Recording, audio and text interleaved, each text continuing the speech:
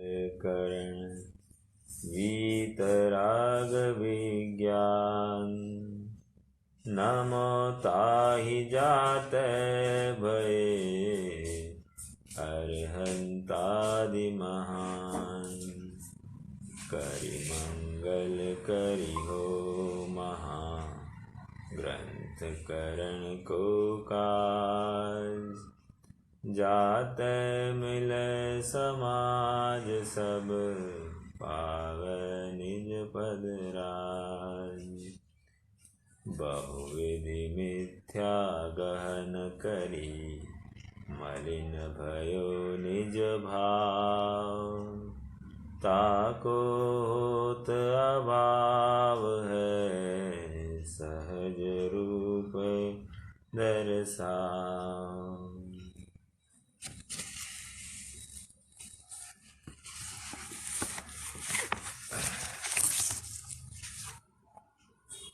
लोक में एक कहावत होती है, जो मेरा है सो अच्छा है।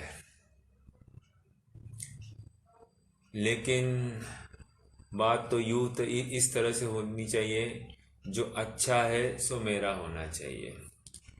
और योग हमारा इतना अच्छा है कि जो हम जहाँ पर है वो अच्छा ही है। लेकिन उस अच्छाई की पुष्टिकरण हेतु हमको विविध मान्यताएं क्या चलती है, इसका ज्ञान ये पांचवें अधिकार के माध्यम से हम कर रहे हैं। और हम किस प्रकार एक सुरक्षित जगह पर है, इसका हमको भरपूर और सर्व प्रकार से एक परिचय यहाँ से इस अधिकार के माध्यम से होगा। हम किस किस प्रकार की मिथ्या मान्यताओं से बचे हैं और हमको कोई ऐसा पक्ष नहीं आया है, ये अपने आप में एक बहुत ही पुण्य का उदय समझना चाहिए। पांचवें अधिकार के माध्यम से प्रकरण को जो हमने चालू किया था, उसमें अद्वैत ब्रह्म की चर्चा चली और अद्वैत ब्रह्म के दो भेद करके समझा रहे हैं। एक तो अद्वैत ब्रह्म में उसकी सर्वव्यापकता का खंडन कर रहे हैं। जो अद्वैत ब्रह्म है वो सर्वव्यापक है, उसका खंडन लगभग 8 बिंदुओं के माध्यम से किया। और अब उसी अद्वैत ब्रह्म का सृष्टिकर्तावाद का खंडन किया जा रहा है। सर्वव्यापकता का खंडन करने के लिए इतना ही समझना कि पहले तो वो जो एक मानता है उसका भिन्नता सिद्ध की, और जब भिन्न कहने लग गया तो फिर उसमें दूषण लगाया। ऐसे 2 तर्क लगाए हैं 8 बिंदुओं में। पहले 3 बिंदुओं में वो कह रहे हैं कि तुम और लोग भिन्न भिन्न ही हो। अभिन्न, अगर तुम अभिन्न कहते हो तो फिर तुम्हारी और उनकी हयाती अलग अलग कैसे माने, और यदि तुम भिन्न भिन्न कहते हो तो भी दूषण लगते हुए दिखाई दे रहे हैं। तो ऐसे सर्वव्यापकता में दूषण लगाए। अब सृष्टिकर्तावाद के माध्यम से यहाँ पर समझा रहे कि मैंने ही सब निर्माण किया है, ऐसी अद्वैत ब्रह्म की मान्यता में कहा जाता है।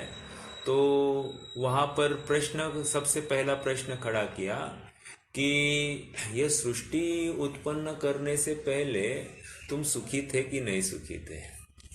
क्यों? क्योंकि सृष्टि उत्पन्न करने के बाद तुमको इच्छा क्यों हुई? और इच्छा हुई ये अपने आप में दुख की निशानी है। तो कहते हैं कि नहीं, कुतूहल हुआ, बस कौतूहलवश किया। जैसे हम लोग में कहते हैं ना, काफ़ी लोग मिलते हैं जिनको रुपया पैसा कमाने की वैसे कोई ज़रूरत नहीं है, लेकिन क्या करते हैं भैया, थोड़ा सा अपना टाइम पास करने के लिए फिर दुकान पर बैठते हैं। हमको पैसे की कोई ज़रूरत नहीं, और बराबर दिन भर दुकान पर श्रम आदि करते हुए दिखाई देते हैं। तो कह रहे हैं कि फिर उनको कहा जाता है कि अगर तुम्हें ज़रूरत है दुकान मत करो। तो कहते हैं नहीं, फिर बोर हो जाएगा। तो बोर भी हो जाएगा, और ये दोनों बातें उनकी ठीक नहीं दिखती है, दोनों जगह पर वे दुखी है। यहाँ पर वैसे ही कह रहे हैं कि कुतूहल हुआ। अब कौतूहल हुआ, तो कौतूहल होने के बाद में फिर से प्रश्न पूछा कि कौतूहल होने से पहले तुम कम सुखी थे, और कौतूहल होने पर जो कार्य हुआ उसके बाद तुम ज्यादा सुखी हुए क्या? तो अगर ऐसा भी है तो भी हमको दूषण लगता है, फिर तुम्हारे सृष्टिकर्तावाद में दूषण लग रहा है। ठीक है, तो ये एक पहला बिंदु हमने सृष्टिकर्तावाद का देखा। अब दूसरा बिंदु वे बताएंगे। दूसरा बिंदु आज हम उस पेज नंबर 100, ये 100 नंबरी पेज है तो ये विशेष पेज हो गया। तो कह रहे हैं कि दूसरे बिंदु में कह रहे हैं, उसी पॉइंट को थोड़ा सा एक्सटेंड कर रहे हैं। कहते हैं कि जो तुमने कौतूहल वश ही किया, मान लिया, और लेकिन वो कहते हैं कि वो तर्क देता है कि जो कार्य हुआ और जीव को इच्छा, मतलब ब्रह्म को इच्छा हुई, दोनों में काल प्रत्याशक्ति है। काल प्रत्याशक्ति मतलब यहाँ इसकी इच्छा होने को और कार्य होने को कोई समय भेद नहीं है। तो ये तर्क दिया उसने। तो पंडित साहब ने उसका खंडन करते हुए कहते हैं कि ऐसा प्रत्यक्ष देखा जाता है, कोई इच्छा हो तो कार्य हो, कार्य होते हुए, इच्छा होते हुए ही कार्य हो रहा है, इसका मतलब फिर आकुलता का कारण ही नहीं बनेगा। लेकिन यहाँ पर प्रत्यक्ष दिखाई दे रहे हैं कि तुम उसके करता हुए दिखाई दे रहे हो, तो यहाँ पर दूषण आता है। देखो पढ़ते हैं, पृष्ठ क्रमांक 100 पर है हम। 100 भैया अगले पेज पर लेना है। तथा पहले भी सुखी होगा, इच्छा अनुसार कार्य होने पर भी सुखी होगा, परंतु इच्छा हुई उस काल तो दुखी हुआ। ये पंडित साहब ने उसको तर्क किया। तो कहता है, तब वह कहता है ब्रह्म जिस काल इच्छा होती है उसी काल ही कार्य होता है, इसलिए दुखी नहीं हुआ। ओके, इच्छा तो दुख का कारण है, बराबर है, लेकिन इच्छा जिस काल हुई उसी काल कार्य हो गया, तो हमको फल मिल गया, तो दुख का कारण नहीं माना जाए। वहां कहते हैं पंडित साहब, आप उसका खंडन कर रहे हैं, स्थूल काल की अपेक्षा तो ऐसा मानो। ठीक है, स्थूलता से ऐसा आपका तर्क मुझे ठीक लगता है, लेकिन सूक्ष्म काल की अपेक्षा तो इच्छा का और कार्य का होना युगपत संभव नहीं है।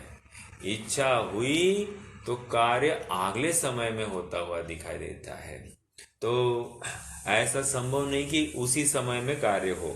इच्छा तो तभी होती है जब कार्य न हो। समझ में आया? कार्य नहीं है तभी इच्छा होती है। जैसे मुझे भूख लगी है तो कुछ खाने की इच्छा हो रही, क्यों? क्योंकि खाने के लिए कुछ है नहीं। तो इच्छा क्यों हुई खाने की? क्योंकि है नहीं कुछ। समझ में आया? अगर कुछ होता तो इच्छा ही नहीं होती। हालांकि वहां पर खाते हुए दिखाई दे रहा है, तो कोई वो ऐसा तर्क दे रहे, मुझे इच्छा हुई और भोजन सामने रहा तो मुझे दुख नहीं हुआ। लेकिन यहां पर कह रहे हैं इच्छा हुई, ये इसी का परिचायक है कि कुछ नहीं था। ओके, और इसलिए उसकी पूर्ति होने पर ही तुम सुखी होगे। तो यहाँ पर देखिए, स्थूल काल की अपेक्षा ऐसा मानो, परंतु सूक्ष्म काल की अपेक्षा तो इच्छा का और कार्य का होना युगपत संभव नहीं है। इच्छा तो तभी होती है जब कार्य न हो, कार्य हो तो इच्छा नहीं रहती।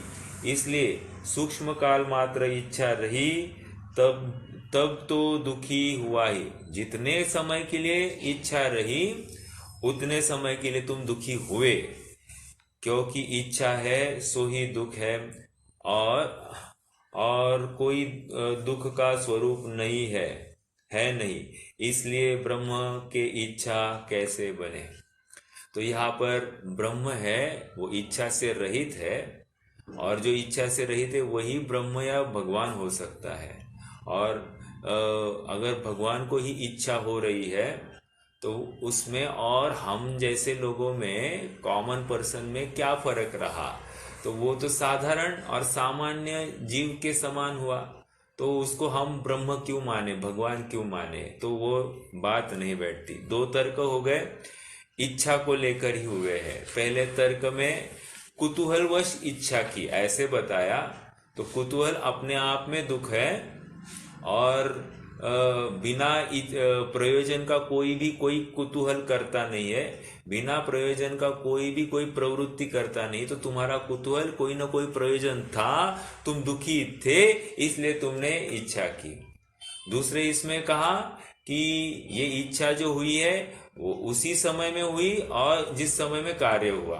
तो पंडित साहब कह रहे, ये स्थूलता से तुम ऐसा कह रहे हो, ठीक है, तो उस अपेक्षा से तुम्हें दुख नहीं, ऐसा हमको फलित होता हुआ दिखाई देता है। लेकिन सूक्ष्म दृष्टि से विचार करें तो इच्छा तभी होती है जब कार्य नहीं हो, और कार्य की पूर्ति के लिए काल का भेद दिखाई देता है। अर्थात उसको एक समय, दो समय, तीन समय के बाद में कार्य होगा। तो जितने समय के लिए कार्य नहीं था, उतने समय के लिए तुम दुखी हुए। अल्प समय ही क्यों ना हो, उतने अल्प समय के लिए तुम दुखी हुए, ऐसा हमको स्पष्ट दिखाई देता है। इसलिए ये ब्रह्म इच्छा करता है, ये हमको योग्य नहीं दिखता है। अब वो फिर से एक तर्क दे रहा है। अब क्या हो गया, वो ब्रह्मा अकेला काम करता हुआ दिखाई दे रहा है तो तकलीफ होती है। तो क्या करते हैं, एक सब्सिडरी करते हैं। जैसे आपको बताऊं, मुझे बहुत पैसा मेरे पास में खड़ा हो गया, तो मैं क्या करूंगा, मैं टैक्स बचाने के लिए मैं इसी पैसे को दूसरे फर्म में डाइवर्ट करता जाऊंगा। ओके, और उससे मैं टैक्स बचाऊंगा। तो वैसे ही अब यहाँ पर इसने क्या किया है, उन्होंने कहा कि ब्रह्मा थोड़ी अकेला काम करता है। ब्रह्मा कुछ नहीं करता है, सब माया करती है। ओके, तो मतलब इच्छा ब्रह्मा की हो गई होगी, लेकिन कार्य सब माया करता है। ओके, देखो ऐसा भी। फिर वे कहते हैं कि इच्छा होने पर ब्रह्म की माया प्रकट हुई। वह ब्रह्म को माया हुई, तब ब्रह्म भी मायावी हुआ, शुद्ध स्वरूप कैसे रहा? अब पंडित साहब ने उसको फिर से फाइल पे ले लिया। कह रहे कि माया ने सब काम किया। तो यहाँ पर मतलब जगत का निर्माण जो कुछ है सब माया ने किया। तो पंडित साहब ने उसको प्रश्न खड़ा किया कि ये ब्रह्म और माया एक है या अलग है? यदि अलग है तो ब्रह्म के लिए काम क्यों कर रही है? और दूसरा, यदि एक है तो फिर से ब्रह्म स्वयं मायावी हो गया। मायावी मतलब जैसे देखो, मैंने कोई मेरे बेटे के माध्यम से मैंने किसी को फोन करवाया और कह दिया कि कुछ उसको खरी खोटी सुनाई। तो बोल कौन रहा है, बेटा बोल रहा है या मैं बोल रहा हूं? लॉजिकली दिखाई दे रहा है बेटा, लेकिन बोल कौन रहा है? मैं। ओके, जैसे बहुत बार होता है ना,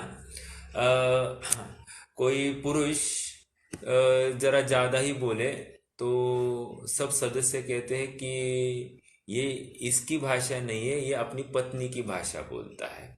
ऐसा बहुत बार होता है। तो कह रहे कि ये नहीं बोल रहा है, इसके पीछे इसकी पत्नी बोल रही है। बराबर। तो ऐसे यहाँ पर कह रहे हैं, भले ही तुम ऐसा कह रहे हो कि माया, इच्छा होने पर माया ने सब काम किया, तो माया ने काम किया तो फिर माया से काम कौन करवा रहा है? तो तुम ही करवा रहे हो, तो इसका मतलब तुम ही मायावी हो गए। ओके, माया का अर्थ यहाँ पर एक ऐसी एंटिटी है जिसके माध्यम से सारे पाप उसी में डाल देते हैं वे। माया को आप किसी अपेक्षा से कषाय कहो, किसी अपेक्षा से जड़ की निर्मिति वाला कहो, ऐसी सब बातें उस माया में डाल दी जाती है। देखो अपन पढ़ते हैं ये तर्क, ये कौन सा तर्क है? तीसरा तर्क है, सृष्टिकर्तावाद का तीसरा तर्क है। मतलब कर्तापने का खंडन कर रहे हैं, ये तीसरा तर्क है। इसमें भी लगभग 8-9 तर्क दिए हैं उसके सृष्टिकर्तावाद के। देखो एक तर्क को गलत हो गया तो उसको बचाने के लिए दूसरा तर्क दिया, तो उसको फिर से खंडन हो गया, फिर तीसरा तर्क दिया, उसका खंडन करके चौथा तर्क दिया। तो यदि तुम्हारे तर्क का खंडन हो गया, इसका मतलब तुम फुल प्रूफ नहीं हो। रत्नकरण श्रावकाचार में 6वां श्लोक आया है, क्या है? हाँ, शुद्ध पिपासा। उसके आगे का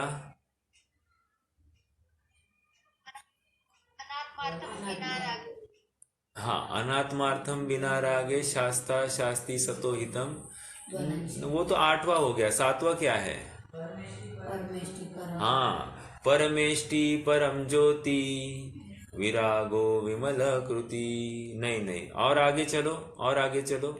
मुझे तो वो शास्त्र हाँ,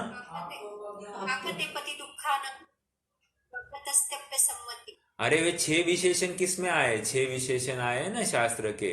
तो वहां पर एक बात आई थी कि वादी तथा प्रतिवादी उसका खंडन करने में समर्थ नहीं। आप्तोपज्ञ मनोलंघ्य मदृष्टेष्ट विरोधकम तत्वोपदेश कृत सार्वम शास्त्रम कापथ्य घट्टनम। तो आप्तोपज्ञ अनुलंघ्य, अनुलंघ्य कहकर वादी तथा प्रतिवादी इसका खंडन करने में समर्थ नहीं। और एक बिंदु में भी खंडन हो गया तो खत्म, वो खड़ा ही नहीं रह सकता वो मत। समझ में आया? अर्थात उसमें उसका आधार, उसके आधार से जीव सुखी नहीं हो सकता, इतनी बात है। मान लीजिए हम जिन मत में है और भगवान के अनुयायी है, लेकिन भगवान के नाम पर भी कोई गलत बात का पोषण कराता है, तो यह भी जीव अन्य मत जैसे ही है और ये भी सुखी होने के लिए पात्र नहीं है। समझ में आया? तो कितना रिफाइंड है, हमको कितना यथार्थ निर्णय करना है। एक बिंदु में भी कचास होगी तो सम्यक तो नहीं होगा। मतलब हम मान लीजिए हमने 99% सब ओके ओके किया, एक बिंदु के ऊपर हम में थोड़ी सी कचास है निर्णय करने के संबंधी, तो बस सम्यक तो नहीं होगा। आप कहोगे 99% तो होना चाहिए, और 99 नहीं, अपने यहाँ पर 100% की आर या पार, यहाँ पर बीच की बात नहीं है। 50% 60% ये बात नहीं चलती है।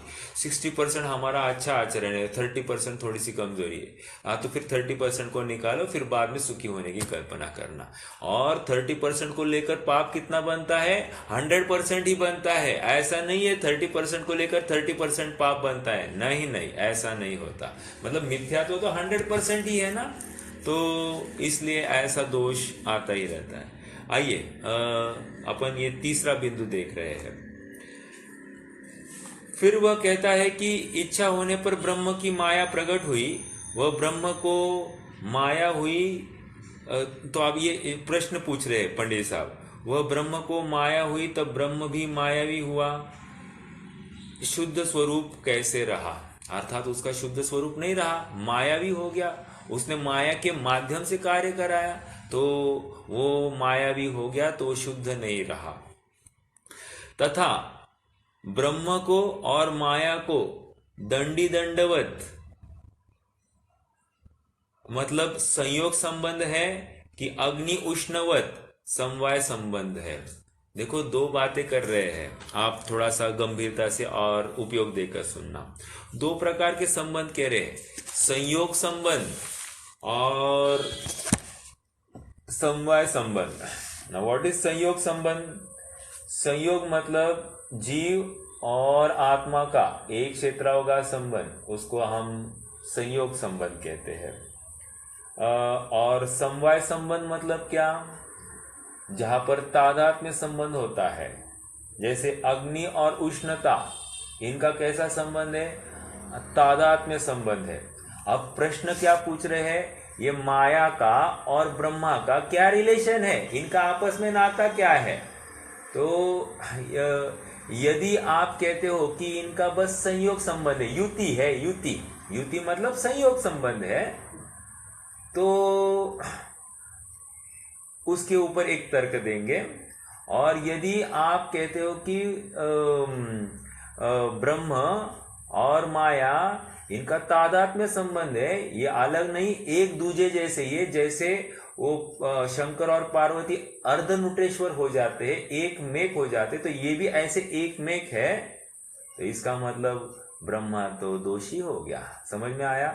और यदि ब्रह्मा का और माया का संयोग संबंध है, दंडी दंडवत, दंडी दंडवत मतलब दंड मतलब लकड़ी, और दंडी मतलब जो लकड़ी लेकर चलता है उसको दंडी कहते हैं। समझ में आया? देखो भाषा इतनी सी है, लेकिन उसका खुलासा जरा बड़ा पड़ता है। तो दंडी दंडवत मतलब जो कोई दंडी लेकर चलता है, दंडी का आधार लेकर चलता है, वो पराधीन होकर ही चलता है। तो ब्रह्मा भी पराधीन हो गया, माया के ऊपर डिपेंडेंट हुआ, माया ने काम नहीं किया तो ब्रह्मा भी डिपेंडेंट, मतलब माया ब्रह्म फिर पराधीन हो गया।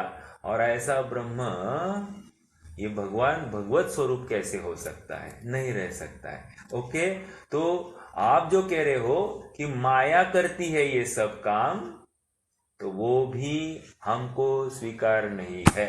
ओके, आइए अब इसी को पढ़ते हैं। तथा ब्रह्म को और माया को दंडी दंडवत संयोग संबंध है। दंडी दंडवत मतलब संयोग संबंध, मतलब जैसे एक क्षेत्राओं का संबंध कहो, या जैसे जीव और आत्मा का शरीर का जो संबंध है उसको संयोग संबंध कहते हैं। वैसे आपको बताऊं, समवाय संबंध एक जगह पर ऐसा आया कि समवाय संबंध, एक मिनट है, मैं थोड़ा सा,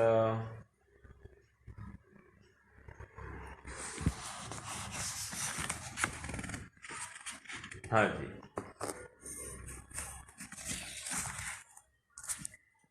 हाँ आप नोट कर सकते हैं। धवलाकार ने शरीर और आत्मा में समवाय संबंध कहा है।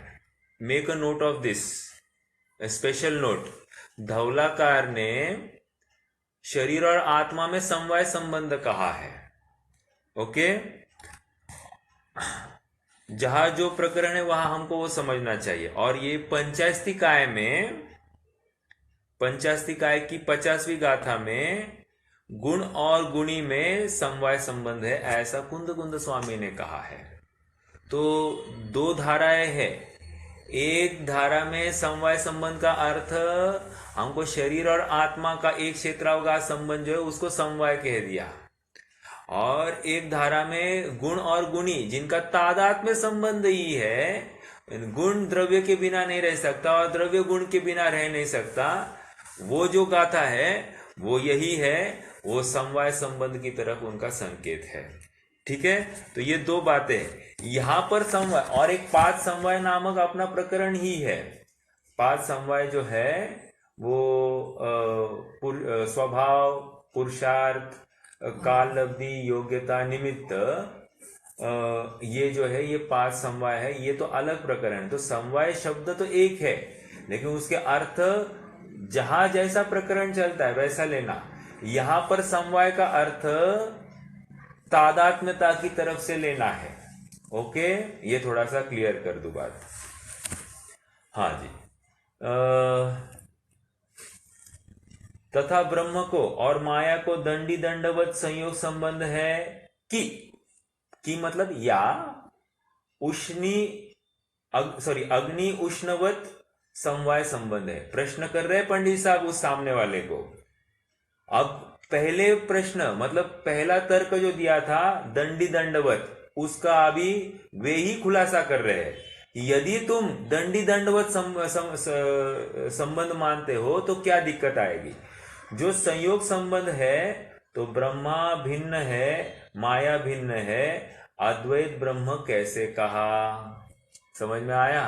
ब्रह्मा संयोग संबंध कहते हो तो दोनों अलग अलग हो गए, तो ब्रह्मा से माया अलग हो गई और तुम तो अद्वैत ब्रह्म। अद्वैत मतलब क्या? शब्दशाही देखो, अद्वैत मतलब जो दो नहीं है उसको अद्वैत, हाँ, अभेद कहते हैं। ठीक है, तो भिन्न नहीं है, पृथक नहीं है, अभेद है, तो उसको अद्वैत कह रहे। तो अद्वैत नहीं रहा ब्रह्मा, ये तो द्वैत हो गया, दो पना हो गया। ऑलराइट। तथा अब दूसरा तर्क क्या था?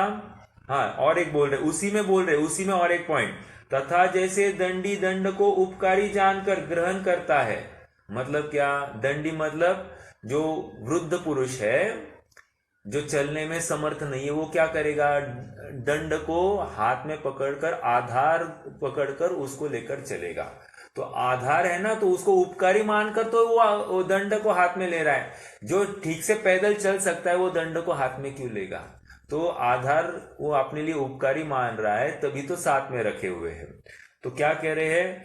तथा जैसे दंडी दंड को उपकारी जानकर ग्रहण करता है, तैसे ब्रह्म माया को उपकारी जानता है तो ग्रहण करता है, नहीं तो क्यों ग्रहण करे?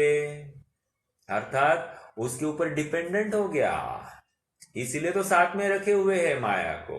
ओके, ये पहले तर्क के दो बिंदु दिए। अब दूसरा तर्क क्या है, देखो क्या कह रहे हैं। दूसरा तर्क क्या था? समवाय संबंध। समवाय संबंध मतलब तादात्म्यता होनी चाहिए।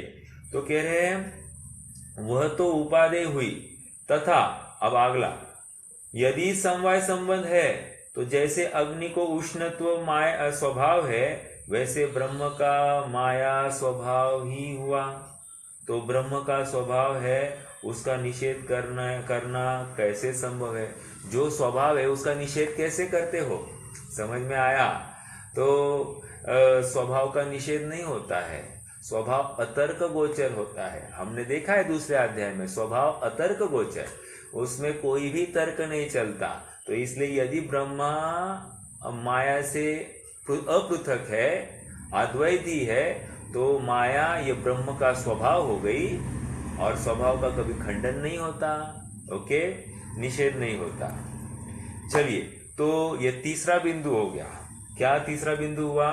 कि ब्रह्म डायरेक्ट सृष्टि का कर्ता नहीं है, माया के माध्यम से सृष्टि का कर्ता होता है। ओके, ये तीसरा बिंदु है। अब इसी बिंदु को थोड़ा सा आगे बढ़ा रहे हैं, अर्थात माया का पक्ष वो छोड़ने के लिए तैयार नहीं है सामने वाला। वो कहता है नहीं माया ही है। अब देखो, फिर वे कहते हैं ब्रह्म तो चैतन्य है, ब्रह्मा मी नाही बाबा त्यातला, ऐसा है। ओके, ब्रह्म तो जानन देखन वाला है। जैसे हम भी कहते हैं ना, त्रिकाली ध्रुव तो जानन देखन है, वो तो अपरिणामी है, वो कुछ भी प्रवृत्ति नहीं करता है, प्रवृत्त होती है पर्याय। हम कहते हैं कि नहीं, ऐसी बात, सेम बात यहां पर आप वो तर्क के रूप में दे रहा है। देखो फिर वो कहता है कि ब्रह्म तो चैतन्य है, माया जड़ है। सो समवाय संबंध में ऐसे दो स्वभाव संभवित नहीं होते, जैसे प्रकाश और अंधकार एकत्र कैसे संभव है? पंडित साहब ने इमीडिएटली खंडन कर दिया। कह रहे हैं कि समवाय संबंध, यदि पहला समवाय संबंध, देखो एक संयोग संबंध की बात नहीं रख रहे, डायरेक्टली समवाय संबंध को आगे खींच लिया है उन्होंने। समवाय संबंध में ऐसे दो स्वभाव संभवित नहीं होते, मतलब ऑन ऑफ ऐसा, या तो प्रकाश रहेगा या तो अंधकार होता। प्रकाश और अंधकार एक साथ नहीं रह सकते। ठीक है, जो विपरीत है, विरोधाभासी है, ऐसे दो स्वभाव नहीं रह सकते। तथा वह कहता है माया से ब्रह्म आप तो भ्रम रूप होता नहीं। क्या? माया से ब्रह्म आप तो भ्रम रूप होता नहीं। अब ये पॉइंट थोड़ा सा विशेष, थोड़ा समझना। ठीक है, उसकी माया से जीव भ्रम रूप होता है, उसे कहते हैं, देखो क्या कह रहा है? अ, ब्रह्म कह रहे हैं कि जो कोई माया का कार्य है, इसे ब्रह्म कुछ चेंज नहीं करता है, या ब्रह्म का स्वभाव वैसे का वैसे रहता है। लेकिन जो जीव है ना सामने, वो ही स्वयं ब्रह्म रूप परिणमित होता है। ठीक है, तो ये कह रहे हैं। तो ये ऐसे उदाहरण हुआ कि कोई कपट कर रहा है, मैं कपट कर रहा हूं सामने वाले के साथ में, और मैं उसको ठगा रहा हूं। तो मैं ये कहूं, वो ठग रहा है, मैं थोड़ी ठग रू। क्या? वो ठगा जा रहा है, मैं थोड़ी ठग हूं। समझ में आया? लेकिन तुमने ठगे बिना वो सामने वाला ठगा कैसे जा रहा है? हम लोग में कहते हैं कि नहीं, कि त्यांनी मला फसवलं।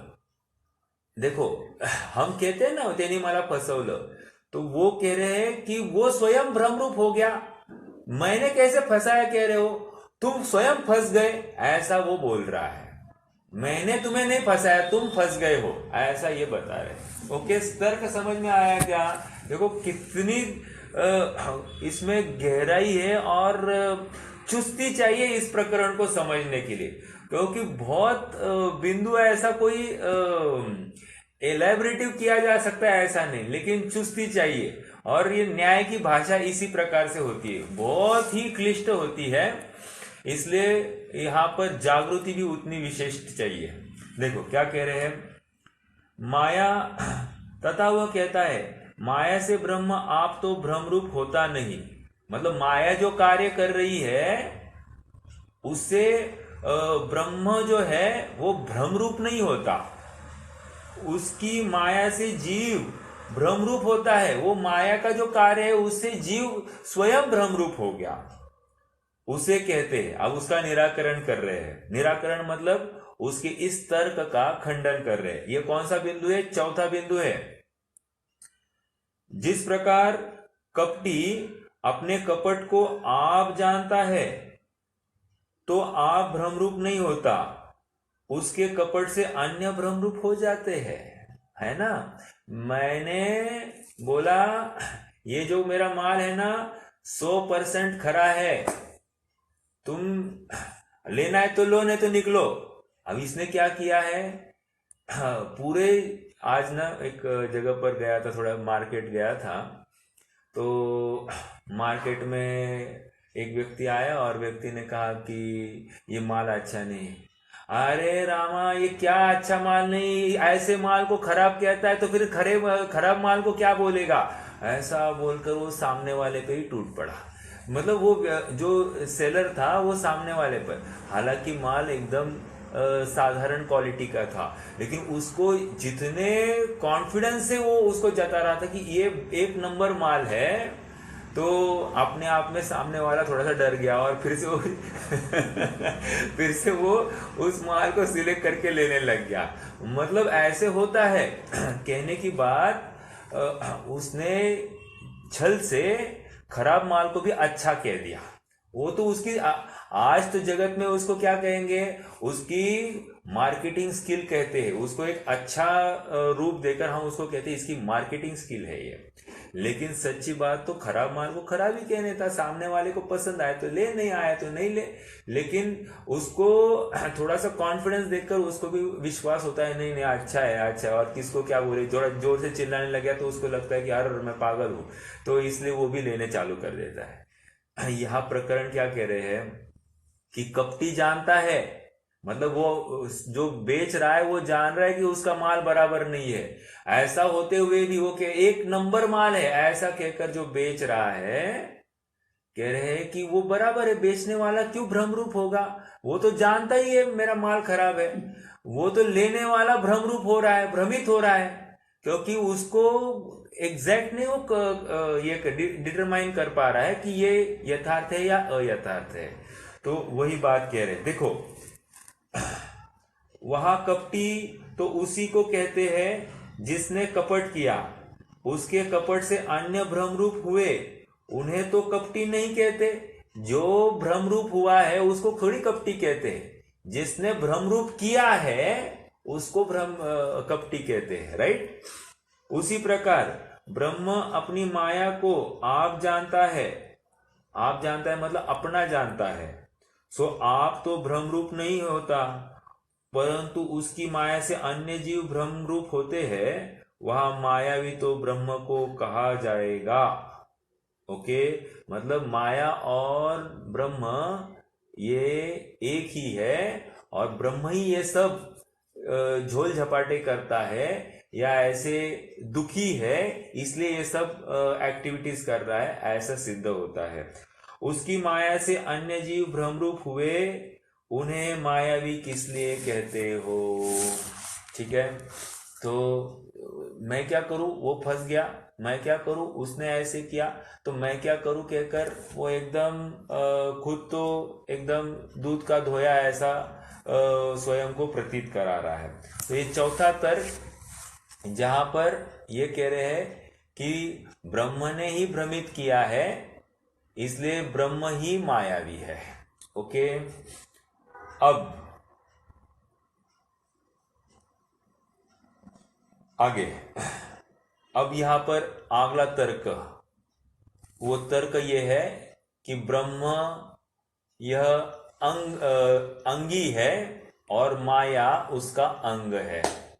ओके, ब्रह्म और माया अलग नहीं। अब ये ज्यादा पुष्ट कर रहे हैं। देखो, फिर पूछते हैं कि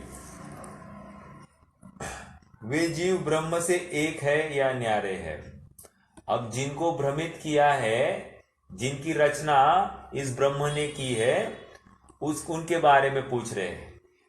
पहले भी दिया था वो तर्क, पहले भी तर्क दिया था कि ये जीव में अंतर है या नहीं है। देखो पेज नंबर 99, एक मिनट, 99 नहीं, 98 पर है ना, सॉरी 97 पर। और तथा एक प्रकार यह है कि अंग तो न्यारे न्यारे है, वो बिंदु हमने 97 का जो उत्तरार्ध है वहां पर हमने ये विचार किया था कि जैसे सूर्य घूमता है तो सबको घूमने का अर्थ अवसर आएगा, तो एक के घूमने से सबको घूमना पड़ेगा, तो सब गोलमाल हो जाएगा, सर्वव्यापकता घटित नहीं होगी। और दूसरा, उनमें अंतराल है या जुड़ान है। अगर अंतराल है तो अपने आप भिन्न हुए, और जुड़ान है तो एक के हिलने से सबको हिलना पड़ेगा, तो इसमें बहुत तकलीफ हो जाएगी। ऐसा वहां पर बिंदु था, वहां पर प्रदेश अपेक्षा से बात का खंडन किया। अब यहां पर जो खंडन कर रहे हैं, ब्रह्म का ही रूप सब में है, एक कर्ता की अपेक्षा से खंडन कर रहे हैं। देखो समझ में आ रहा है, मतलब ब्रह्मा ही सब में स्थित है ऐसा ये मानते हैं। ये हम जो जीव है वो कह रहे ये ब्रह्म का ही अंश है। ऑलराइट, तो ब्रह्म और ये आत्मा अलग अलग थोड़ी है, वो हम उसी का अंश है। और आगे चलकर ये भी तर्क देने वाले हैं, प्रश्न करेंगे पंडित साहब कि यदि यह मुक्त होता है, शरीर का अभाव होता है, तो इसकी क्या अवस्था होगी, आदि आदि सब बातें वे पूछने वाले हैं। पर अपन जल्दी नहीं करें, अपन तो अभी जो प्रकरण चल रहा है उसके साथ जुड़े। क्या कह रहे हैं, फिर पूछते हैं जीव ब्रह्म से एक है या न्यारे है। मतलब ये अद्वैत ब्रह्म से जो जितने जीव तैयार हो गए हैं, उसने सृष्टि का निर्माण किया, तो ये जो जीव हुए हैं ये ब्रह्म से पृथक है या एक है। ओके, यदि एक है तो जैसे कोई अपने आप को आप ही अपने अंगों को पीड़ा उत्पन्न करे तो उसे बावला कहते हैं, उसी प्रकार ब्रह्म आप ही जो अपने से भिन्न नहीं है, ऐसे अन्य जीवों को उनको माया से दुखी करता है, सो कैसे बनेगा। ये तर्क समझ में आया। कह रहे हैं कि माया से उसने अनेक जीव खड़े किए हैं, और कोई सुखी है कोई दुखी है, माया से हुए ना। तो और ये जितने जीव है ये ब्रह्म का अंश है। तो कह रहे हैं कि यदि कोई जीव सुखी है कोई दुखी है, कोई कुत्ता है कोई बिल्ली है, किसी का शरीर सड़ा हुआ है, किसी का कुछ और तकलीफ है, तो कह रहे हैं कि ये ब्रह्मा स्वयं ही अपने ऐसे ऐसे शरीर कैसे कर सकता है। तो मैं ही मेरे हाथ को पत्थर से मारूं तो ये कोई होशियारी का या समझदार का काम है? ये तो बावला है। तो तुम्हारा ये ब्रह्मा बावला हो गया। समझ में आया? ब्रह्मा बावला हो गया बोल रहे हैं। तो लेकिन देखो, मैंने डायरेक्टली बोल दिया ब्रह्मा बावला हो गया, लेकिन ये कैसे कह रहे? ऐसा तो बावला काम करता है, ब्रह्मा थोड़ी बावला काम है। समझ में आया? देखो, कथन कथन में फर्क है। ये एकदम, मैंने पहली जो टोन बोली वो एकदम रफ टोन थी, और ये जो टोन है कितनी सॉफ्ट टोन है। मतलब लाठी भी चले और सामने वाले को बुरा भी ना लगे, ऐसी बात। चलो कोई बात नहीं। तो ब्रह्म, ये जो जितने जीव है ये ब्रह्म से न्यारे अगर एक ही मानते हो तो फिर ये ऐसे छोटे मोटे खराब जो माया के माध्यम से तुमने ऐसे हालत कर दी है सब जीवों की, तो ये तो पागलपना है। अपने करना था तो सब कुछ अच्छा करना था, या ऐसे खराब खराब काम क्यों किए? तो इसलिए ये बावला ही ऐसे काम कर सकता है, ऐसा एक तर्क हो गया। अब दूसरी बात, यदि न्यारे है तो बात खत्म हो गई, तुम अद्वैत नहीं रहे और तुम उसके कर्ता भी नहीं हुए। देखो, तथा जो न्यारे है तो जैसे कोई भूत बिना ही प्रयोजन अपने जीवों को भ्रम उत्पन्न करके पीड़ा उत्पन्न करता है, उसी प्रकार ब्रह्म बिना ही प्रयोजन अन्य जीवों को माया उत्पन्न करके पीड़ा उत्पन्न करे सो भी बनता नहीं है। क्या कहा? देखो, कोई भूत होता है, भूत क्या करता है? उसको कुतूहल प्रिय होता है। ब्रह्मा भी कुतूहल प्रिय बताया, और कुतूहल से क्या करता है? वो अनेक प्रकार की चेष्टाएं करता है, किसी एक के शरीर में घुसता है और फिर बाकी बहुत जनों को तकलीफ देते रहता है। तो ऐसा भूत का काम होता है। ओके, तो कह रहे हैं ब्रह्मा भी ऐसे ही तो कर रहा है, वो भी किसी में घुसता है और नाना प्रकार की ये चेष्टाएं कर रहा है, शरीर की अनेक अवस्थाएं बना रहा है। तो ये चेष्टा कर रहा है, तो ये तो क्या हुआ? बिना ही प्रयोजन को औरों को तकलीफ दे रहा है, पीड़ा दे रहा है। तो जीवों को माया उत्पन्न करके पीड़ा उत्पन्न करे सो भी बनता नहीं, अर्थात ऐसा ब्रह्म का स्वरूप नहीं हो सकता है। समझ में आया? तो ये एक बात यहाँ और हो गई। ये पांचवा बिंदु अपना यहाँ पर हो गया। अब छठा बिंदु चलेगा। छठा बिंदु लगभग एक पेज का है, उसमें दो भाग है, मतलब 6A और 6B, ऐसे दो भाग करेंगे। ठीक है, तो करते हैं चर्चा। बहुत इंटरेस्टिंग है। देखो क्या कह रहे हैं, अभी विचार करते हैं। फिर वे कहते हैं, अब सामने वाले ने अद्वैत ब्रह्म की मान्यता को, जो उस पक्ष का है, वो अपना तर्क पेश कर रहा है। क्या पेश कर रहा है? अगला तर्क, माया होने पर लोक उत्पन्न हुआ, वह जीवों के जो चेतना है वह तो ब्रह्म स्वरूप है, शरीराधिक माया है। क्या कहा? फिर से दो बातें इसमें आई। क्या? फिर कहते माया होने पर लोक उत्पन्न हुआ, वहां जितने भी जीव थे, जीवों के जो चेतना है वह तो ब्रह्म स्वरूप, मतलब हम में जो चेतना है वो तो ब्रह्म स्वरूप है, और ये जो शरीर है ये माया का काम है। ओके, ये समझ में आया? ये दो तर्क दिए हैं। मतलब इस शरीर के आश्रय से जो चेतना है वो तो ब्रह्म का अंश है, ब्रह्म का ही वो अंग है, और ये जो शरीर बना है ये तो माया का काम है। ओके, क्योंकि वे माया ब्रह्म अलग अलग कह आया है ना वो तर्क, तो उसी तर्क को आगे बढ़ा रहे हैं। वहां जिस प्रकार भिन्न भिन्न बहुत से पात्रों में जल, तर्क दे रहा है, अभी उसका तर्क कंटिन्यू कर रहे हैं। वहां जिस प्रकार भिन्न भिन्न बहुत पात्रों में जल भरा है, उसमें उन सब में चंद्रमा का प्रतिबिंब अलग अलग पड़ता है। समझ में आया? एक चंद्रमा है, वैसे एक चंद्रमा के स्थान पर क्या लेना? एक अद्वैत ब्रह्म। अब मान लीजिए 10 पात्र में पानी रखा है, तो 10 पात्र में पानी रखा है मतलब क्या? 10 पात्र में अब चंद्रमा का प्रतिबिंब पड़ने वाला है। प्रतिबिंब सब में अपना अपना अलग पड़ेगा, बराबर। लेकिन चंद्रमा कितने हैं? एक। वैसे कह रहे वो अद्वैत ब्रह्म, हम यहाँ पर जीव, सब में वो अद्वैत ब्रह्म का प्रतिबिंब मानना चाहिए, अर्थात उसका ही अंश प्रत्येक जीव में दिखाई दे रहा है। और पात्र में जल है मतलब शरीर, समझ में आया? तो उस शरीर में उस अद्वैत ब्रह्म का प्रतिबिंब है। समझ में आ रहा है क्या तर्क कैसे दिया? और अभी हमको कैसे बात पढ़ एकदम युक्त लगती कि नहीं? मतलब तर्क कोई हल्के फुल्के नहीं है मतलब जिसको झुटलाया जाए, जो थोड़ा सा कम परीक्षा प्रधानी हो, वो शायद ये तर्कों के अधीन होकर बराबर स्वीकार कर दे।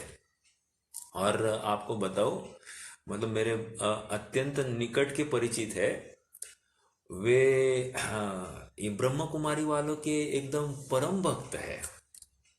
और उनकी प्रभावना करते है तो जैन, लेकिन उनकी प्रभावना करते फिरते सबको बोलते जुड़ो भाई जुड़ो, चलो भाई आ जाओ। एक वो उनका कोई लेक्चर होता है तो उसको लेके जाते, अपनी तरफ से सब व्यवस्था करते और सब साथ साथ वहां ले जाते। समझ में आया?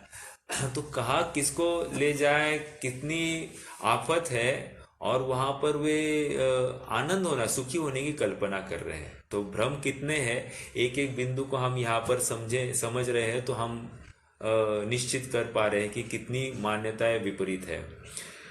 कहा थे देखो उन सब में ऊपर से पढ़ते, वहां जिस प्रकार भिन्न भिन्न बहुत से पात्रों में जल भरा है, उन सब में चंद्रमा का प्रतिबिंब अलग अलग पड़ता है। चंद्रमा मतलब अद्वैत ब्रह्म, पात्र मतलब शरीर। चंद्रमा एक है, उसी प्रकार अलग अलग बहुत से शरीरों में ब्रह्म का चैतन्य प्रकाश अलग अलग पाया जाता है। ब्रह्मा एक है, इसलिए जीवों के चेतना है सो ब्रह्म की है। समझ में आया? तर्क कितना परफेक्ट और युक्ति से वो फिट हो गया। देखो अब उसका निराकरण कर रहे हैं। क्या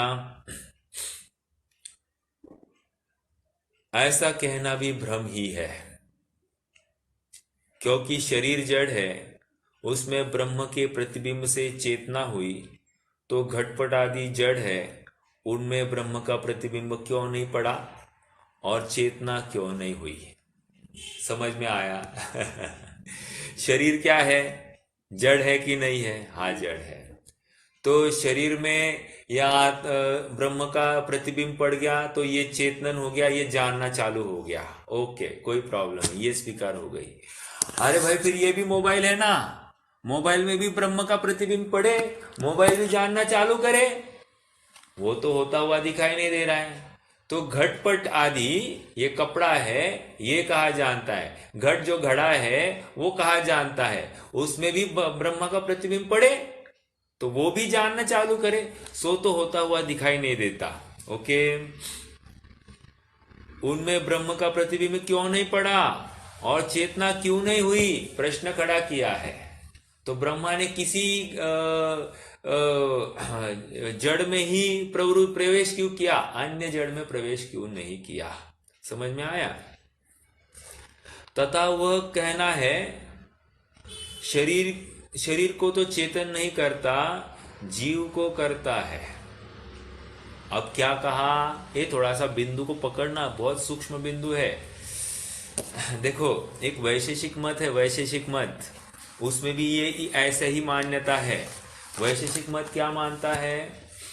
वो ऐसे मानता है कि आत्मा और ज्ञान पृथक, गुण गुणी भेद मानते हैं, और इस न्याय से वे आत्मा को अनादि अनंत नहीं मानते, वे सादी शांत मानते हैं। समझ में आ रहा है? तो यहाँ वहां पर क्या है, आत्मा अलग ज्ञान अलग। तो आत्मा क्या हुआ, आत्मा को एक समवाय नामक तत्व है, उस समवाय नामक तत्व ने क्या किया, आत्मा और ज्ञान को जोड़ दिया, और जैसे ही जोड़ दिया आत्मा जानने लग गया। जैसे ये मोबाइल है, इसमें सिम कार्ड डाल दिया और ये मोबाइल फिर इसमें आपका मेरा फोन सब आपन कनेक्ट होने लग गए, तो क्या हो गया? अभी देखो, तर्क दिया, मोबाइल जान नहीं रहा था, अब उसमें सिम कार्ड डाल दिया, जानने लग गया। तो उसके लिए जो स्लॉट था वो समवाय हो गया। तो ये स्लॉट की वजह से ये सब काम हो गया। अर्थात आप यूं कहिए, जो नेटवर्क है वो समवाय है। तो नेटवर्क, सिम कार्ड, मोबाइल, इसलिए मोबाइल जानना चालू कर गया। समझ में आया? तो यहां पर तर्क दे रहे हैं, भाई ऐसा नहीं है। क्यों नहीं है? तो उसका अभी यहां पर पढ़ते हैं अपन। ये 6A, 6A मतलब जीवों जीवों के जो चेतना है वह तो ब्रह्म स्वरूप है। इस बिंदु को अपन समझ रहे हैं। तो जीवों में जो चेतना है वो ब्रह्म। तो पहले क्या तर्क दिया? किसी में गया किसी में नहीं गया, ऐसा क्यों हुआ? मतलब किसी जड़ में ही ब्रह्म का प्रतिबिंब गया, किसी में नहीं गया, ऐसा क्यों हुआ? ओके। और दूसरा, अभी उसने क्या तर्क, थोड़ा सा बात घुमा दी। बात क्या घुमाई?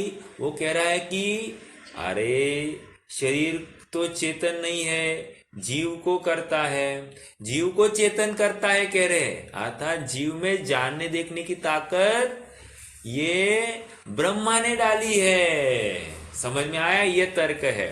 तो वैशेषिक मत भी यही मान रहा है, समवाय नामक तत्व से जीव, आत्मा और ज्ञान जुड़े, और फिर वो ज्ञान की वजह से अब ये जानना चालू हो गया, आत्मा का जानना हो गया। तो उस वैशेषिक मत वाले का खंडन कैसे किया? उसको कहा, भाई कम हियर, क्या हो गया सर? मुझे एक बताओ, ये जो आत्मा जब ज्ञान से अलग था, उस समय में आत्मा चेतन था या अचेतन था? तो कह दी, अगर तुम उसको अचेतन कहते हो तो अचेतन को ज्ञान से चेतन कैसे किया? एक बात। और यदि वो चेतन था तो चेतन अपने आप में जानन की शक्ति से था, तो उसको ज्ञान की जरूरत क्या? वो ज्ञान उससे पृथक हुआ ही नहीं, ज्ञान उससे अपृथक ही हुआ। तो इसका मतलब क्या हुआ कि वह ज्ञान अलग है और आत्मा अलग है, ये बात बैठती ही नहीं है। समझ में आया? तो उसका खंडन कर दिया वहां पर। और दूसरी बात मुझे बताओ कि जिसमें स्वयं की अपनी योग्यता है किसी को चिपकने की, तो उसको समवाय की क्या जरूरत है? समझ में आ रहा है? क्योंकि समवाय की जरूरत होनी ही नहीं चाहिए, उसकी स्वयं की अपनी योग्यता है। फिर अगर समवाय का इतना बड़ा रोल है तो समवाय किसी दूसरे चीज को चिपका के दिखाए, सो तो होता हुआ दिखाई नहीं देता। इस न्याय से समवाय काम नहीं कर सकता, ऐसा वहां पर खंडन किया। आइए थोड़ा सा यहां पर अब समझते हैं। तर्क समझ में आ रहा है? अद्वैत ब्रह्म ने शरीर में चेतनपना नहीं डाला, जीव में चेतनपना डाला है। समझ में आया? आइए, तब उससे पूछते हैं कि जीव का स्वरूप चेतन है या अचेतन है। पहले ही पूछा, जीव चेतन है या अचेतन है? यदि चेतन है, दो प्रश्न खड़े किए ना। देखो, इसका एक फ्लो चार्ट बन सकता है। आपको अगर प्रकरण समझना है ना, आपको इसका फ्लो चार्ट तैयार करना पड़ेगा। प्रश्न ऊपर, चेतन अचेतन, यदि चेतन तो क्या, यदि अचेतन तो क्या। तो आप इतना अच्छे से समझोगे इस विषय को, आपको बहुत मजा आएगा। और फिर बस ऐसे ही मैं बोल रहा हूं, आप सुन रहे हैं, तो मे भी आपको शायद नींद भी लग सकती है। और सच, ये बात तो बहुत प्रैक्टिकल है। इसमें एकदम उत्स्फूर्त होकर, हाँ, पेन पेंसिल लेकर, पेपर लेकर ये चार्ट बनाए या कुछ नोट्स बनाए, तर्क वहां पर कोई पॉइंट्स उधर डिफाइन करे, तो आपको यहाँ पर जागृति रहेगी, आप विषय को समझ पाओगे। नहीं तो फिर एकदम बोरिंग होगा। और याद रखना, ये भी जिनवानी का ही एक अंग है, ऐसा नहीं कि ये जिनवानी के बाहर की बात है। और ये भी कहीं ना कहीं किसी अपेक्षा से अपनी जिनमत में दृढ़ता बढ़ा रहा है। और हमको जैनत्व की महिमा इस प्रकरण को पढ़ के आती ही आती है। देखो ना, अन्य मत वे मुस्लिम मत है, ये मत है, वे कितने कट्टर होते हैं, नमाज आदि करते हैं, जिनका बेसलेस है, कोई बेस नहीं है जिनके तत्व ज्ञान का, वे उनके तत्व के प्रति कितनी, तत्वाभास के प्रति कितनी समर्पितता है, निष्ठा है। और हमारा तत्व ज्ञान इतना पावरफुल है, और हम कितने निष्ठावान है, हम स्वयं को पूछ सकते हैं। और यदि हमें अपनी निष्ठा बढ़ानी है, तो हमको हर पक्ष को अच्छे से समझना पड़ेगा। और ये पक्ष समझकर अपना भगवान कितना यथार्थ अवस्था है, वो वीतराग अवस्था है, राग द्वेष रहित अवस्था, वो किसी का अच्छा बुरा करने वाली नहीं है, ऐसी वो राग द्वेष रहित अवस्था कितनी परफेक्ट हो सकती है, ये हमको विचार आता है। क्योंकि राग द्वेष करना अपने आप में दुख है, तो ये तो नॉर्मल संसारी जीव भी यही करता है, तो ये ब्रह्मा भी यही कर रहा है, तो उसको क्यों भगवान पद में बिठा दिया है आपने? लॉजिकल प्रश्न है, और इसलिए वहां से अपना उपयोग भी हट जाता है। देखिए क्या कह रहे हैं। हाँ, पहले उसको प्रश्न पूछा, जीव का स्वरूप चेतन है या अचेतन? यदि चेतन है तो चेतन का चेतन क्या करेगा? मतलब चेतन है तो दूसरा चेतन उसके लिए क्या करेगा? मैं जानता हूं तो तुम्हारा ज्ञान मेरे लिए क्या करेगा? मैं ही जान रहा हूं अपने ज्ञान से। समझ में आया? देखो देखो, अब यहां से अपन दूसरा कोई ऐसा तर्क दे सकता है, हाँ मैं समझा रहा हूं और आप समझ रहे हैं, तो मेरा चेतनपना तुम्हारे लिए कार्यकारी है। ऐसा नहीं है, तुम्हारा ही चेतनपना तुम्हारे लिए कार्यकारी। जो जितना अटेंटिव वो उतना पकड़ पा रहा है, और जो कम अटेंटिव वो कम पकड़ पा रहा है। तो जिसका जिसका उसके उसके अनुपात में उसका चेतनपना उसके लिए, मेरा चेतनपना मेरे लिए, ओके, आपका चेतनपना आपके लिए। तो मेरा चेतनपना आपका कुछ नहीं कर सकता, ये समझ में आया? चेतन चेतन का क्या करेगा? ओके, तो यदि तुम चेतन कह रहे हो तो चेतन चेतन का क्या करेगा? अचेतन है तो शरीर की व घटादिक की व जीव की एक जाति हुई, मतलब शरीर, ओके। अचेतन है तो शरीर की व घटादिक की व जीव की। शरीर घट नामक एक पदार्थ, और ये अचेतन, ये जो जीव है वो अचेतन, इन तीनों की एक जाति हो गई ना। ये समझ में आ रहा है क्या? कितने जनों को समझ में आया? देखो, अचेतन मतलब क्या? एज गुड एज जड़। हम चेतन का विलोम क्या करते हैं? अचेतन करते हैं। चेतन मतलब जो चिति शक्ति से युक्त है, जो मतलब जो जीता था, जीता है, जीता रहेगा, ये तो हमने जीती शक्ति कही। और चिति शक्ति मतलब जो उपयोगवान है, जानन देखन की शक्ति से युक्त है, वो चिति शक्ति। तो कह रहे हैं यदि हम चिति शक्ति ही नहीं माने तो क्या हो जाएगा? ये जीव अचेतन हो जाएगा। अचेतन मतलब जानन देखन पना ही नहीं है उसमें। तो इस समय में पुद्गल में भी या शरीर में तो जानन देखन पना नहीं, मुर्दे में तो है नहीं, ओके। ये लैपटॉप में भी जानन देखन पना नहीं, ओके। तो ये भी जड़ है, ये शरीर भी जड़ है, और ये अचेतन भी जानन देखन पने से रहित है, तो ये भी जड़ हो गया। अर्थात तीनों की एक जाति हो गई। समझ में आया क्या तर्क? आगे एक जाति हुई तथा उसे पूछते हैं, ब्रह्म की और जीव की चेतना एक है या भिन्न है? आप देखो बहुत अच्छे से पकड़ रहे हैं। क्या क्या? ब्रह्मा की चेतना और जीव की चेतना एक है या अलग है? आप थोड़ा सोचकर बताओ कि ब्रह्मा की चेतना और जीव की चेतना अलग है। यदि आप कहते हो कि जीव की अलग है और ब्रह्मा की अलग है, तो ब्रह्मा ने ऐसी कम बुद्धि वाला बुद्धू कैसे खड़ा किया? समझ में आया? और यदि एक है तो फिर ये ब्रह्मा जैसा काम क्यों नहीं करता, या ब्रह्मा जैसा सुखी क्यों नहीं रहता? Very very logical. देखो, ब्रह्मा की और जीव की चेतना एक है या भिन्न है?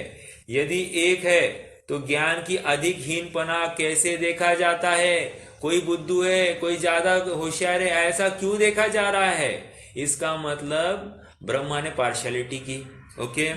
तथा यह जीव परस्पर वह उसकी जानी को नहीं जानता और वह उसकी जानी को नहीं जानता। अभी आप ऐसे पढ़ोगे तो आपको ये समझ में नहीं आएगा, मैं फिर से पढ़ता हूं। हाँ, दूसरा तर्क क्या? तथा वह जीव परस्पर वह उसकी जानी को नहीं जानता और वह उसकी जानी को नहीं जानता। मतलब आपके मन में अभी क्या चल रहा है, आप क्या जान रहे हैं, ये मैं नहीं जान रहा हूं, और मैं क्या जान रहा हूं ये आप नहीं जान पा रहे हैं। बराबर है कि नहीं? ऐसा है कि नहीं? तो कह रहे हैं देखो, तथा वह उसकी जानी को नहीं जानता और वह उसकी जानी को नहीं जानता। सो क्या कारण? समझ में आया? उसकी जानी मतलब ऐसा तो कुछ समझ में नहीं आता, लेकिन अब थोड़ा सा खुला तो अभी समझ में आएगा। यदि तू कहेगा यह घट उपाधि भेद है, मतलब क्या? वो शरीर के अनुसार कम ज्यादा जान लेता है। किसी को 4 इंद्रियां है, कम जानेगा, 5 इंद्रियां है, ज्यादा जानेगा। ओके, ये ऐसा हो सकता है। तो यदि तू कहेगा कि घट उपाधि भेद है, घट उपाधि मतलब घट के हीनादिकता में, घट मतलब शरीर जैसा कुछ हीनादिक हो उसके अनुसार वो जानेगा। ओके, देखो तर्क दे रहा है सामने वाला, कम ज्यादा क्यों जान रहा है? वो घट की वजह से कम ज्यादा जान रहा है। यदि घट उपाधि होने से तो चेतना भिन्न भिन्न ठहरी, तो घट उपाधि होने से चेतना भिन्न भिन्न ठहरी। ओके, घट उपाधि मिटने पर उसकी चेतना ब्रह्म में मिलेगी या नाश हो जाएगी? क्या हुआ? तो ठीक है, हमने मान लिया घट के वजह से कम ज्यादा जान रहा है, बिल्कुल मैं भी मान रहा हूं। अब मान लो घट का अभाव हो गया, शरीर का अभाव हो गया। अब आप मुझे बताओ अब कैसे जानेगा? क्या? देखो, यदि तू कहेगा कि घट उपाधि है तो घट उपाधि होने से तो चेतना भिन्न भिन्न ठहरी, ठीक है। घट उपाधि मिटने पर इसकी चेतना ब्रह्म में मिलेगी या नाश हो जाएगी? मतलब ये जो ब्रह्म चेतना है ये कहा जाएगी, शरीर का अभाव हो गया उसके बाद में ये कहा जाएगी ब्रह्म में ही मिलेगी या उसका नाश हो जाएगा? दो प्रश्न फिर से खड़े किए, अब दोनों का तर्क खंडन के रूप में करेंगे। तू कहेगा कि जीव ही ब्रह्म में मिल जाता है, तो वहां ब्रह्म में मिलने पर इसका अस्तित्व रहता है या नहीं रहता है? समझ में आया? मान लीजिए वहां पर मोक्ष होना मतलब क्या? कह रहे हैं ये ज्योत में विराजमान हो गई, ठीक है। ज्योत में विराजमान हो गई, ये हो गया मुक्त, ऐसा वे कह रहे हैं। ओके, तो यदि ऐसा कहते हो तो जीव का अस्तित्व कहाँ रहा? जीव का अलग अस्तित्व रहा ही नहीं, ठीक है। मिला कहा गया?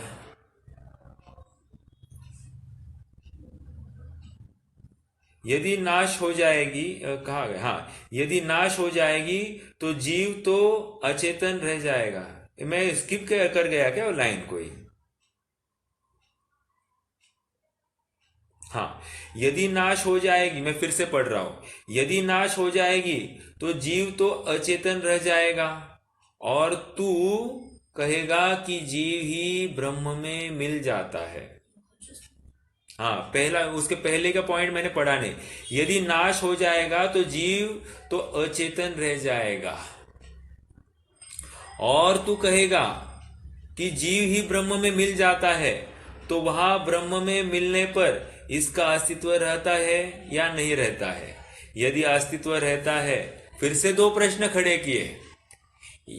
यदि जीव का नाश हो गया तो जीव अचेतन ठहरा, और यदि जीव ब्रह्म में जाकर मिल गया तो प्रश्न फिर से खड़ा किया, जीव का अस्तित्व अलग है या अस्तित्व का नाश हो गया? ब्रह्म में मिल जाता है तो वहां ब्रह्म में मिलने पर इसका अस्तित्व रहता है या नहीं रहता है? यदि अस्तित्व रहता है तो यह रहा, इसकी चेतना इसके रही ब्रह्म में क्यों मिला? समझ में आया? यदि मेरा अस्तित्व ब्रह्म में जाकर भी मिलने पर भी मेरा अस्तित्व स्वतंत्र रहने वाला है, तो फिर मैं ब्रह्म में मिला ही नहीं। समझ में आया? मैं तो अभी भी अलग हूं, राइट? तो ब्रह्म में मिलने का कोई प्रयोजन दिखाई नहीं देता, अर्थात मैं ब्रह्ममय हूं, ऐसा भी बात नहीं होती है। और फिर तू कह रहा है ब्रह्म में कौन मिला, तो हमको बात ही नहीं दिखाई दे रही, क्योंकि अस्तित्व अलग ही है। और यदि तू कहेगा कि ब्रह्म की और जीवों की चेतना भिन्न है, तो ब्रह्म और सर्वजीव आप ही भिन्न ठहरे।